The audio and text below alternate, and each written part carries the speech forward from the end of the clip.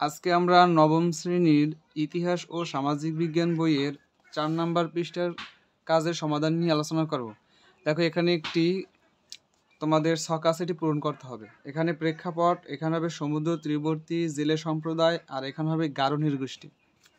তো প্রথম লিখতে হবে ঐতিহাসিক প্রেক্ষাপট, তারপর হবে সাংস্কৃতিক প্রেক্ষাপট।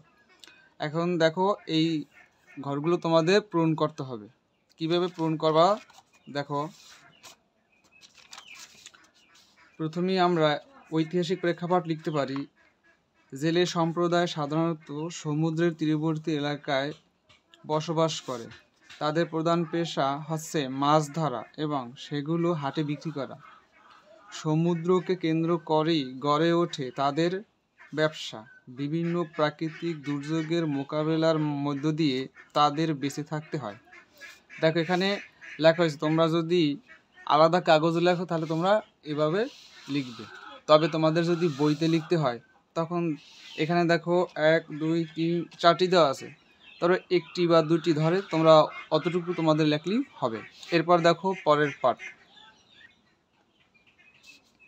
গারো নৃগোষ্ঠী। এখানে দেখো আমাদের দেশে বর্তমানে গারো সমতল ভূমির বাসিন্দা।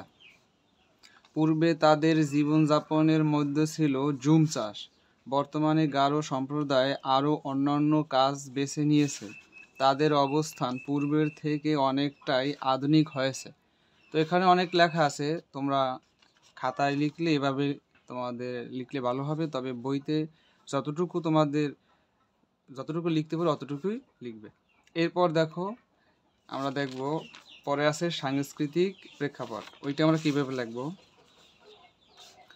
তো এখানে দেখো সমুদ্রকে কেন্দ্র করে তাদের সাংস্কৃতিক উৎসবগুলো অনুষ্ঠিত হয়, তাদের পোশাকগুলো মাছ ধরা পেশার উপযোগী হিসেবে তৈরি করা হয়। তারপর এখানে হবে গারোদের নিজস্ব ভাষা রয়েছে। গারোদের পরিবার মাতৃতান্ত্রিক মাতা প্রধান। তাদের প্রধান উৎসব হলো ওয়ান গালা, কিন্তু বর্তমানে তারা বড়দিন উদযাপন করে।